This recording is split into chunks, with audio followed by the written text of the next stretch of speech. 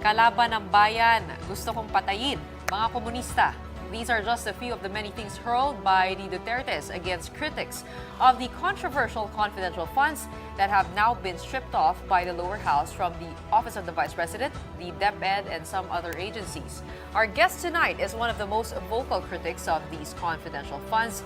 She's known online as Tita Bing, an overprotective tita and queen of Bardagulan. Let's welcome to the show former Commissioner on Audit Commissioner and P3 PWD Party List nominee Rowena Guanzon. Welcome. Thank you, Gretchen. And former Comelec Commissioner, we should add to that. When do we call you list. Congresswoman? Well, what's up with that? by God's grace, I hope not too long. What are the updates on that, by the way? Well, we're still in the Supreme Court, and of course, we are praying that it will be resolved soon. So there will be a hearing in November, and after that, hopefully, the Supreme Court will resolve it. Soon, because the PWDs have no representation in Congress. It's been 2 cycles of the budget already. What do you mean no representation? At the moment, There or is no other party list. Historically There's no speaking? other party list in Congress that represents the persons with disabilities. That is specific to Yes, them. and the P3 PWD won by 391,000 votes. And under the Constitution, it has a reserved seats. Unfortunately, the Speaker did not allow me to assume office. Okay. Because he said that there is a pending Supreme Court case filed by, of course, Cardema. Nauna na po si Congressman Tulfo. Yes, but congratulations to Congressman Tulfo. But what's the difference? He's also a substitute. Well, Baka na, the papers are underneath a stack of papers lang. Well, we don't want to preempt the Supreme Court. last in, first Exactly. out. Nandyan na, Exactly. Oh, malapit na yeah, could be. Diba? In any case, you're here tonight to talk about confidential funds. Right. And Commissioner It's so Guanzon. confidential that... Oh, my. You've been quite What vocal is on there to talk Twitter. about? Twitter, or X, as we should now call it. And the last tweet you made on it, what's the verb of X? The last X you... The last You X, X'd? that you X'd posted. about it. Yeah. You said it's confidential. Anong plano mo sa pera namin? Bakit confidential, sis? Oh, One of the last. Meron pa Meron dagdag pa yun. yun. Sabi, confidently beautiful without confidential funds. And thank you. Di ba nauuso na yung mga memes ngayon? Yeah. Pati yung meron kang pitaka na nakasulat, parang no confidential funds. yes. Diba? I think that's the trend now. Yung mga bags na no confidential funds inside. Okay, so tell us, what do you think? Well, confidential funds should concern everyone. Bakit? Kasi pera nyo yan eh. Taxpayer kayo eh. Kahit nga sedula lang, magbabayad kayo eh. Diba? Kahit nga mayor's permit lang, magbabayad din kayo eh. Bakit sila may confidential fund na almost or more than 60% ng debt, country is in debt, more than 60% of the gross domestic product, 14 trillion debt. Tapos, magko-confidential fund kayo ng 2.1 billion sa Office of the President lang. Bakit mag-confidential fund ng Presidente? Nandiyan naman ang confidential fund ng Army, ng military, ng police, that he is the Commander-in-Chief. Bakit kailangan pa niya mag-confidential fund? Intel fund. Iba ang Intel fund sa confidential fund. What's the difference? The difference is the intelligence fund is for military, And you're okay with that? bodies. Ha- Well, And with the amounts, you're okay it's with the necessary, amounts? but it's how they spend it that's objectionable. The confidential funds are called as such because they are appropriated for civilian agencies. So for example, last year, the Department of Transportation had around 30 million. The Department of Social Welfare had 30 million. I mean, who are you going to entail in the DSWD? While the state universities and hospitals, they've cut the budget. But now the president wants 1.2 billion in his confidential fund. The vice president wants, 500 million? and another 500 million for DepEd. Which now, ito masaya. Kasi now, the House of Representatives, dati kandara pa sila. Bigay kay BP Sara ng no questions asked, confidential funds. Ngayon, binawi nyo. Siyempre magagalit si Digong sa inyo. Di ba? Uwak-bawi pala kayo eh. Yung sinabi po ni Presidente. Hero ba kayo? Hero? Ha? Dahil binawi nyo? Dahil nakinig kayo sa taong bayan? Hindi naman eh. Baka naman politika lang yan. Nabanggit po ni former President Duterte na gagamitin sana ni VP Sara yung confidential funds para sa ROTC. Is that legal? Ay, hindi naman po pwedeng sa ROTC nyo yan gamitin. Kasi yung mga confidential fund, may regulation ng Commission on Audit dyan. Hindi po ba? May circular yan. Ang problema po kasi, sa Intel Fund, walang resibo. Yung confidential fund, wala ring resibo. I was mayor also before, naging COA commissioner pa ako. Alam niyo ba, liquidation ng Intel Fund na yan, ipapasok lang sa sealed envelope, nakalagay sa circular, in sealed envelopes. Pwede ba recipe ng adobo mo, ilagay mo doon, adobong dilaw?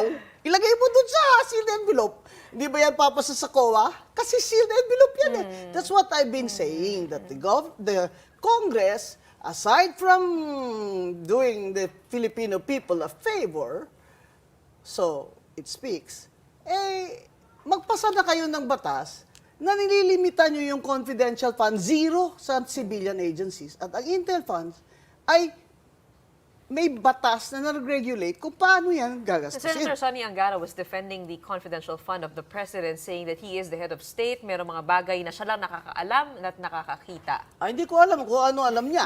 Pero And ma'am, this has been... pero I am saying that he is the commander-in-chief and he has all of these intel funds of these military agencies at his disposal. Siguro naiinggit siya kay Digong kasi 4.5 billion si Digong no? Last year. Sabi ni BBM siguro, ba't ako 1.2 billion lang, umaangal kayo? 4.5 na. But that's the issue, ma'am. Why now? Why is it just being looked at now, shed to light? Is it the sheer amounts, the sheer audacity? Alam nyo or kasi, it's been there for every administration? Grabe ang mga tao ngayon Kaya bumagsak yung rating nila. Grabe na yung inflation, grabe na ang rising prices. 60% or more of the GDP ang utang. Baka gusto niyo matulad na kayo sa mga mas mahirap pa na bansa sa atin na halos hindi na tayo makabili ng bigas natin. So, in that context, na poor ang country naton, mag-Intel fund, confidential fund pa kayo na hindi namin alam where you spend it. Napaka-confidential, hindi namin alam. What's happened sa Constitution? There has to be accountability and transparency, Gretchen. O saan ang transparency dyan kung sealed envelopes yan? Gusto nila lahat, may confi fund sila kasi parang yun ang kanilang kitty-kitty, di ba? Hold on, I want to take this chance to correct a misconception though.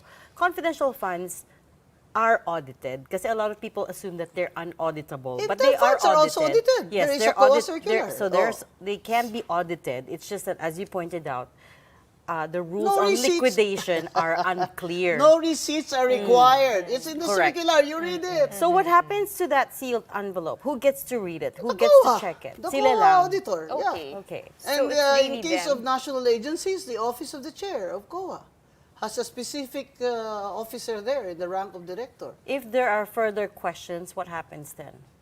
Well, they can disallow it. You see, the COA is the guardian of the funds of the government. So the they buck can stops disallow with the it. COA. Yeah, they can disallow it. But tell me, and no offense to COA, it's a professional organization. Was very happy there, and I have a family there. I feel like I'm family up to now. Meron bang confidential fund o Intel fund na disallow? Wala, di ba?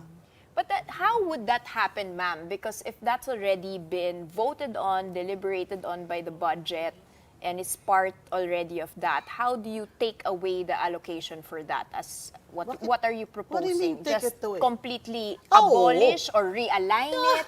Put it in a new budget? No. We have to stop confidential funds.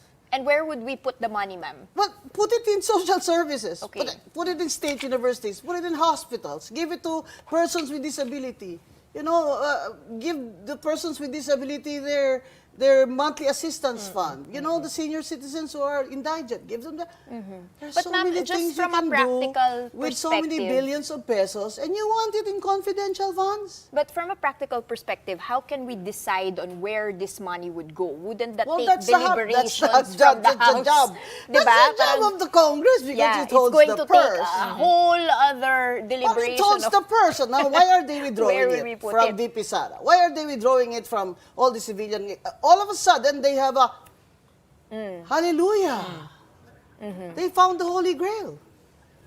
They're now zero for civilian agencies, and they'll move it to the Coast Guard and military. All of a sudden, you know, is there politics there involved? I like that. I like that. But I want it for the right reasons, Mr. Speaker. For the right reasons. That confidential funds should be stopped once and for all. Because we cannot Across the afford. board, across we the board. cannot afford a single million, a single peso in confidential funds that are most likely going to be in the pockets of public officials. Because, again, there is no transparency, and the regulations for liquidation is very vague. Very vague. So, pass a law. Kaya po pala hindi pa na-approve yung ano ninyo. Pagiging congresswoman ninyo. Alam nyo, Maybe that's why. alam nyo, alam nyo, kahit naman di ako nakaupo doon nakaupo naman ako dito. Di ba? In your time as commissioner there at COA, have you ever opened one of these sealed envelopes? Oh no, that's not my job. That's the job of the Because I'm just director in the curious, chair. what is written there? If receipts are not required, what do they submit then? You know Well, what I then mean? they're supposed to have a FYI. program, Oh. right? So, in the National Expenditure Program, which you call later the budget, they have specific line items, right? And they'll say intelligence fund. They're supposed to have a program. You know, what are you going to use it for? And they submit that to the head of office or the disbursing officer. And then the COA will audit it according to that program. Say, for example, they cannot buy equipment, they can't buy trucks, unless it's for a specific intelligence activity, which they will specify where, how. But as I said, sealed envelope yan. But to date, ma'am, the COA has not said anything about these confidential funds in all of their audits. So far, Well, wala pa naman as a silang... courtesy, I don't think any COA commissioner will sit here and tell you about it. But you ask them if they have disallowed any, and I don't think they have disallowed any. Why do you think that's the case? Because as I said, it's confidential. It's so confidential that it cannot be disallowed. But two people would know, the director and the, as you mentioned, could open the envelope. Yes. Okay. As I said, these regulations are vague. So why bother? Let's go to the Why root of the bother? problem. Why even appropriate confidential funds to civilian agencies when they are not needed? And it's also They're not a just necessity. these departments that Oh. were mentioned. Nasa LGU din eh. That's the point eh. Even mayors have confidential funds. And this is it. There's no limit, Exactly. There's no limit, Gretchen. In other words, look at some LGUs that Yusek Magno, you know, she said this.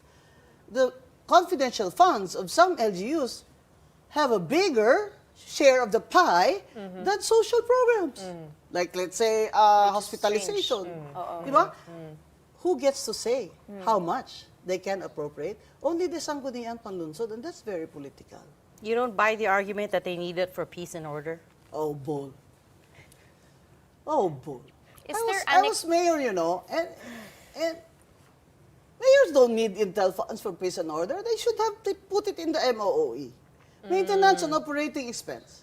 Put it in your police services. You hire more traffic people. You buy more ambulances. You buy more whatever. You know, more police women on the streets. Intel fund to ensure peace and order. That's a fallacy. Ma'am, is there It hard does evidence? not follow. Is there hard evidence that this has been used for corruption? Hard evidence. What do you mean hard evidence? Has anybody been sued in the ombudsman for the misuse of confidential funds? I don't think so. But you know, you gave me an idea. I'm going to search for it tomorrow and let you know. But I don't think so. You extraordinary funds. Extraordinary Ano naman That's expenses. kind of the same, right? It's confidential funds for LGUs and extraordinary the House funds. said they didn't. The House, diba, has been accused of having confi funds as well, and they said no, you don't have confi funds. They're They have called extraordinary extraordinary funds. expenses. Well, please help us understand what extraordinary expenses are. well, I think that's the funds that they use for entertaining, foreign guests, things like that. That's you look at the extraordinary funds. It's probably going to have a lot of receipts for restaurants. Oh. No, okay, not So security. extraordinary funds, but not security because security will have its own fund. And in the budget, it should have a line item, di ba? That was the controversy. But there was no line item, zero. And then, the House said the VP can have confidential funds because it's in the heading. No, but then somebody said, no, it has to be in the item. No. But then now they turn around and say, no one na. They binawi nila kay VP Sara ang confidential fund. Eh, syempre magagalit, di ba? Syempre magagalit si Digong sa inyo. O ano? Merese, kung sa Ilonggo pa. I was reading Yusek Magno's Twitter account the other day, and she was unearthing a lot of documents. She was saying the earliest mention of a confidential fund was during Magsaysay's time. It was a private fund raised as a reward against hook leaders. And it seems like Marcos Sr. started the confidential fund as we know it. And there's a document that she posted that confidential funds were used to finance Imelda Marcos's travels. And she said CFs breed corruption. What do you know about that? Well, she's USEC of Finance formerly, so she has evidence. I mean, they probably had vouchers or notes, and I believe her. I believe her. This document stated Yeah, Shelo 1981. Magno from the UP School of Economics is an expert, very credible. And speaking of which, you have a public movement against corruption with her. Yes, Tell us more about that. yes. Thank What you, are Dan. you expecting here? Well, it's being started now, and thank you for letting us launch it here in TV5. And of course, Yellow Magno told me, go ahead, talk about it. Tonight, we are announcing that there is a growing movement called Wag Kang Ko-Corrupt, Okay. which is going to be a nationwide movement to protest confidential funds and put an end to it and put an end to corruption. So it's really an anti-corruption movement, but specifically now we are protesting against the confidential funds. I mean, time and time again, we do hear about the fight against corruption, but what do you propose civilians do to actually expose it and to find where it is? Well, now, the difference between now and, let's say, 5 years ago is social media. All right? So people can gather in social media without physically standing there. And we're counting on it. And as Maria Ressa said in her book, 96% of the users of Facebook, 92 are Filipinos.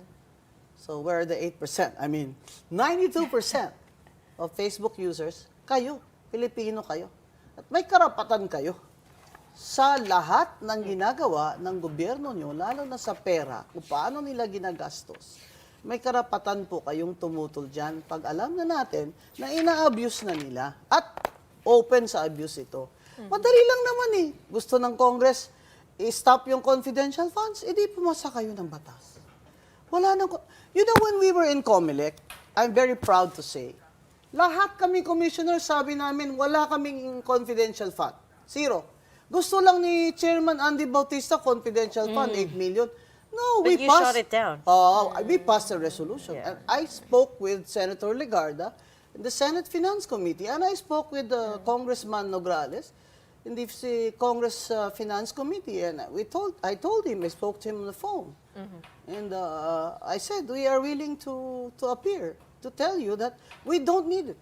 I don't think we should spend the people's money on activities other than quasi-judicial functions and counting your votes and making the rules. Di ba? So wala kaming confidential funds. Sabi nila, ikaw naman, Kom, ayaw mo ba yun? May ano ka? May share ka? Alam nyo, ito mga share-share na ito. Kaya kayo, yung corruption na culture, tinotolerate nyo. Commissioner, just very quickly, your anti-corruption movement, how big are you now? I mean, I know you're just about to launch it. I think I'm the one they put up here so that I can be targeted. But There these you are go. very credible people. Very credible people have put up this movement. And I think tonight or tomorrow we will, of course, launch the Facebook. And it People can post on that page. Yeah. Oo, sali kayo. Lahat, sali kayo.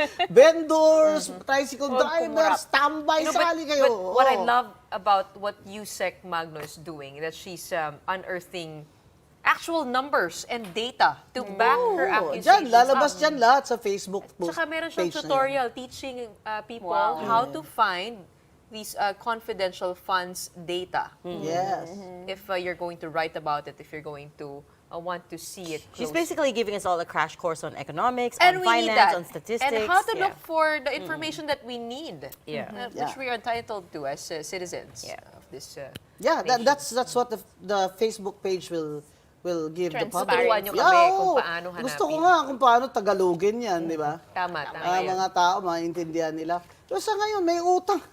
Ang laki ng utang ng Pilipinas, no? Ang gross domestic product, 60% ng gross domestic product, utang. Tapos magko-confidential fund sila. Tumutol po kayo kasi nagbabayad naman po kayo talaga ng buwis. Ma'am, what about the Maharlika Fund? Okay ka na ba dun? Babalikan pa ba natin yan? Just, support, not support, especially with the Ay, revisions matagal na that ako have been... nag-object dyan. Despite Sa the Maharlika revisions Fund na yan. po. Kaya, di ba sabi namin, we threatened, mag-hunger strike kami sa labas ng batasan kung sasama pa yung SSS namin at GSIS. Tinanggal naman ni Kong Stella Kimbo. Salamat. Eh, ano po masasabi po niya dun sa stance dito sa confidential funds? She was initially defending it. Yung kay BP Sara. Oo. Sabi niya nasa heading daw eh. What do you mean? Nasa heading daw. Ganun. Pero wala sa line item. No, so, pero in the end, it's now water under the bridge. Kasi sabi ng speaker, tanggalin di tinanggal nila. Hindi po ba? So, in the end, okay naman. Pero ang tanong, tanggalin mo dyan, ilalagay mo sa military agencies. Ganun pa rin. May confidential fund pa rin next year. Depende kung sino nakaupo dyan. Well, we heard it straight from you. If you want to join the movement, the Facebook page is launching tonight and tomorrow, I believe. Wag kang kukurap. Thank you so much for joining us tonight. Former Comelec Commissioner Rowena Guanzon. Salamat po. Salamat, ma'am.